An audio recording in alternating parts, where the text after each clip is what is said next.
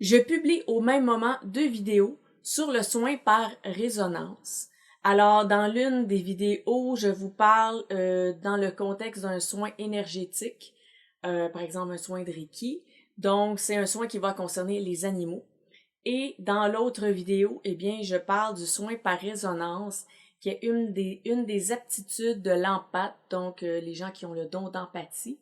Alors, le soin par résonance, c'est une des capacités principales de l'empathe. Dans cette vidéo, je vais parler de la capacité à soigner les énergies, donc les énergies soit d'une personne ou les énergies ambiantes dans une pièce, et à soigner le cœur par résonance. Et ça, comme je disais, justement, c'est un des pouvoirs principaux de l'empathe. Et j'en parle, j'en fais la mention dans ma vidéo qui s'intitule « À quoi sert réellement le don d'empathie ». Le soin d'énergie par résonance dont je vais vous parler présentement, ça se fait moins bien dans un contexte professionnel de soins où vraiment on a un client et là on va lui faire un soin par résonance. Ça s'applique peut-être moins dans ce contexte-là. Donc, ça s'applique moins aussi dans un contexte de soins de Reiki, quoique ça pourrait être complémentaire, peut-être si vous voulez l'essayer comme ça. Le soin d'énergie par résonance pour une personne empathe, eh bien, ça va plutôt se passer dans l'action. Donc, on va décider que là, on le fait parce qu'on voit un besoin, parce que, par exemple, un ami pourrait en bénéficier là sur le moment maintenant. Ensuite, est-ce que ça se fait facilement dans l'instant? Non, il faut avoir de la pratique, bien sûr, avant de pouvoir agir là sur le moment. Mais on pourrait penser à une personne que, par exemple, on se sent un peu troublé, tout ça, mais que dès que la personne arrive, on se sent apaisé par sa présence. Eh bien, ça va être un peu ça. Vous allez voir, je vais détailler. Alors, par contre, comme je le dis dans mon autre vidéo, maîtriser le don d'empathie, c'est quand même difficile et maîtriser le soin par résonance, ça va demander quand même beaucoup d'entraînement et ça va être sur le long terme. Donc, au début, on va avoir besoin de faire vraiment une séance et de se concentrer, mais avec le temps, on va pouvoir activer cette capacité où on veut, comme on veut. Alors, si je résume l'idée du soin par résonance, donc ça va être de faire vibrer l'extérieur comme soi. Donc, ça va être de faire vibrer au même diapason nos énergies et celles d'autrui et celles peut-être même d'un lieu au complet. Donc, en pratique, qu'est-ce que ça donne? Ce sont des étapes simples, mais comme je disais, elles sont difficiles à maîtriser, mais c'est très simple. Donc, la première étape, ça va être bien sûr de se recentrer pour revenir vers soi. Ensuite, c'est de canaliser l'émotion souhaitée. Puis, finalement, c'est de projeter l'émotion en question. Alors, ce que nous allons faire dans cette vidéo, je vais vous donner un exemple. Comment est-ce que ça se passe quand on utilise le soin par résonance. Ensuite, je vais vous donner un exemple de pratique que vous pourriez faire et puis, ou une manière de faire. Et puis, je vais vous donner un exercice à faire justement en lien avec la suggestion.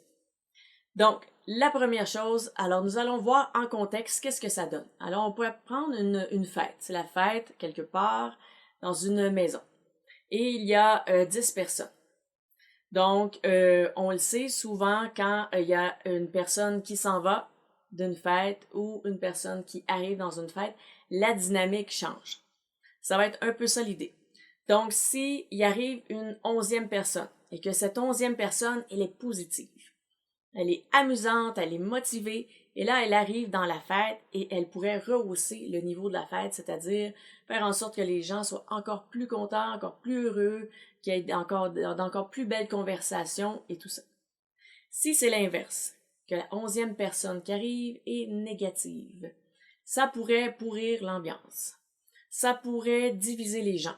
Donc, au lieu de faire un groupe de 10 qui est en harmonie, ça va super bien, ça pourrait faire des petits groupes.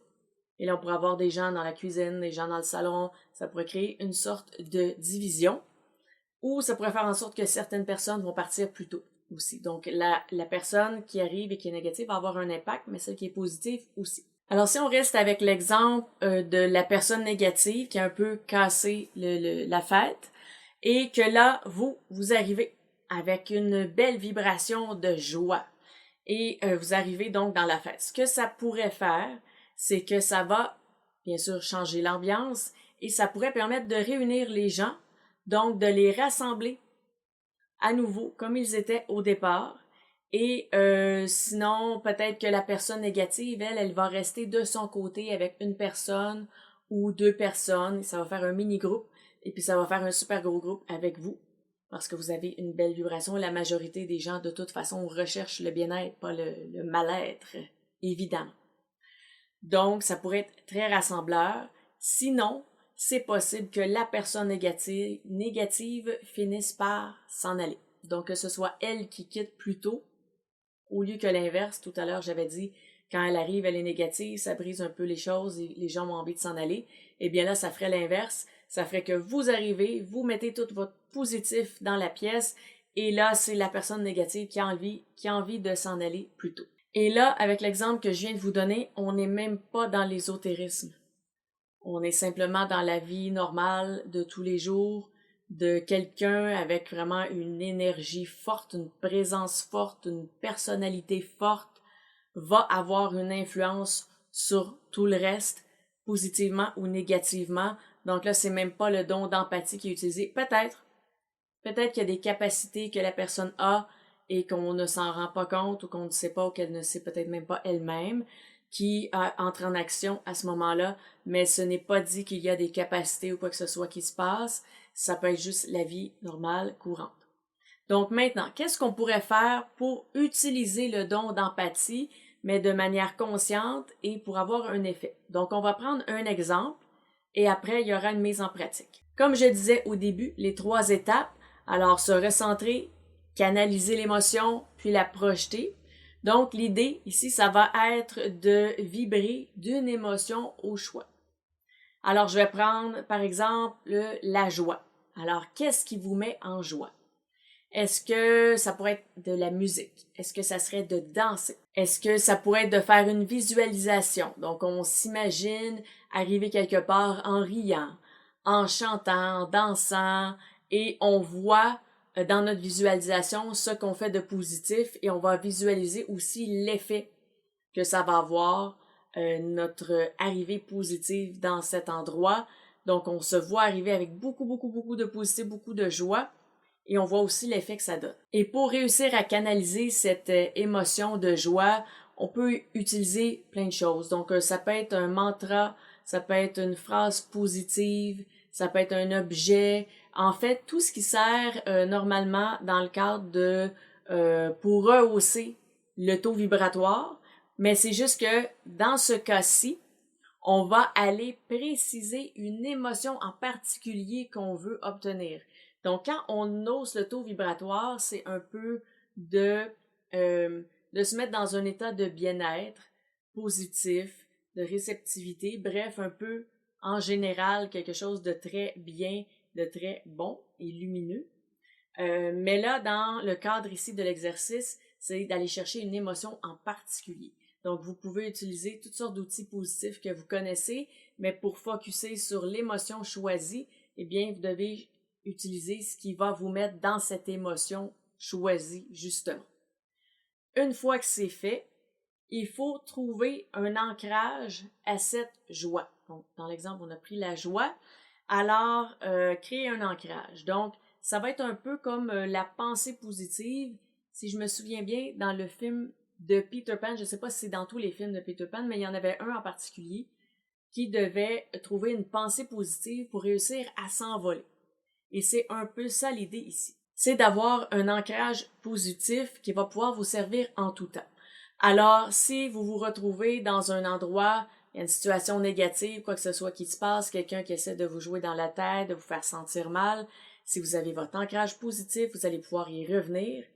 Et puisque c'est un ancrage positif émotionnel, vous allez aussi ressentir l'émotion. Ce ne sera pas seulement une idée, ce ne sera pas seulement une phrase positive de dire, par exemple, je me sens bien, je suis heureuse. Ça, ce sont des mots, c'est dans le mental. Ça peut, oui, avoir un effet, bien sûr, si c'est très programmé ou si vous y croyez, mais si vous avez un ancrage qui s'accroche à une émotion, vous allez la ressentir. Donc, votre état personnel va être modifié et va changer grâce à cet ancrage. Et l'ancrage, eh bien, c'est un peu la consolidation de tout ce qu'on a nommé précédemment. Donc, cette joie que vous avez vécue, que vous avez chanté, ressenti, visualisé, verbalisé, votre ancrage, c'est un seul concept qui symbolise tout ça en un morceau.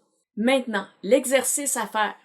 Alors, ça va être de canaliser votre émotion de joie, créer votre ancrage par rapport à cette émotion, et ensuite, ça va être d'aller tester chez quelqu'un. Alors, ça pourrait être chez un ami qui est triste, ça pourrait être avec de la parenté, des gens proches de vous qui sont généralement négatifs. On peut le tester au travail, il y a plein de contextes où vous pouvez changer l'ambiance ou changer l'état d'âme de quelqu'un de manière positive. Donc, ça va être d'aller essayer ça et de voir à quel point vous réussissez à garder votre état malgré l'état négatif de l'autre personne. Et si ça fonctionne seulement 5 minutes, eh bien, vous recommencez le processus du début, vous vous remettez dans votre état positif, vous recréez votre ancrage et ensuite vous retournez voir cette personne. Est-ce que ça dure 10, 15, 30 minutes? Vous avez réussi, c'est parfait. Alors, vous recommencez le même procédé la fois suivante et vous insistez et vous pratiquez et vous vous entraînez. Et plus vous allez travailler sur votre ancrage positif, plus l'ancrage va devenir permanent. C'est-à-dire que ça va devenir un outil qui va vous servir dans le temps et dans toute situation. Vous allez vous retrouver quelque part, vous allez vous sentir mal, ancrage, pouf, vous revenez dans votre positif à vous, dans votre bulle, vos énergies positives à vous. Ça va aussi vous protéger de ce qui est à l'extérieur. Donc, c'est aussi en même temps un bon outil pour l'empathe, la procédure que je viens de décrire là.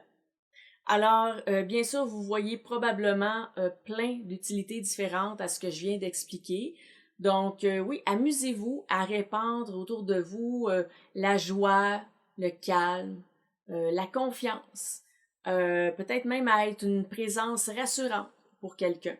Ça pourrait être ça. Donc, je pourrais donner plein d'exemples, mais je vais vous laisser me dire vos commentaires et vos questions sous la vidéo. Et puis, s'il y a des points en particulier, peut-être que je pourrais développer pour aller creuser, eh bien, ça pourra me permettre de faire d'autres vidéos. Sinon, je pourrais tout simplement répondre à votre question au bas et ce sera fait parce que c'est un sujet quand même qui peut toucher à plein d'aspects de la vie. Donc, juste voir déjà la base que je vous présente ici, peut-être que ça vous donne déjà des idées de comment appliquer cette capacité de soins par résonance et à vous créer des ancrages aussi. Ça, c'est un outil merveilleux pour les empathes, mais c'est un outil merveilleux aussi pour n'importe qui. Parce que des ancrages positifs dans la vie, on en a besoin, peu importe qui nous sommes, peu importe quel don nous avons de développer. Alors voilà, justement, je vous laisse écrire vos commentaires, vos questions sous la vidéo. Si vous avez aimé, je vous invite à cliquer sur j'aime. Si vous croyez que ces informations pourraient servir à quelqu'un qui, justement, a le don d'empathie et voudrait savoir comment se servir de ce don, autrement que de simplement toujours recevoir les émotions des autres, eh bien, l'empathe, oui, il reçoit les émotions des autres, mais c'est seulement pour recevoir de l'information, pour décoder son environnement, comprendre ce qui se passe, comprendre qui est là, mais son pouvoir, son don, c'est de moduler et de changer les émotions et les énergies ambiantes pour le mieux, que tout le monde se sente bien.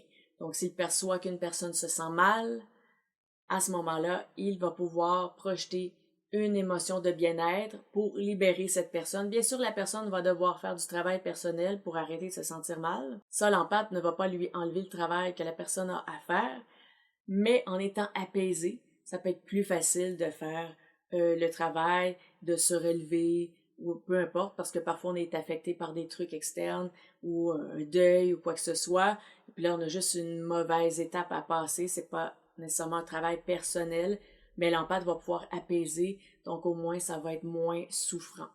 Donc c'est à ça que sert le don d'empathie. Alors si vous croyez que ça peut aider quelqu'un, alors partagez-lui la vidéo. Et si vous n'êtes pas déjà abonné, je vous invite à le faire car il y aura d'autres vidéos sur le sujet de l'empathie. Et vous serez donc avisé lorsque les nouvelles vidéos sortiront. Et d'ici à cette nouvelle vidéo, je vous dis à bientôt!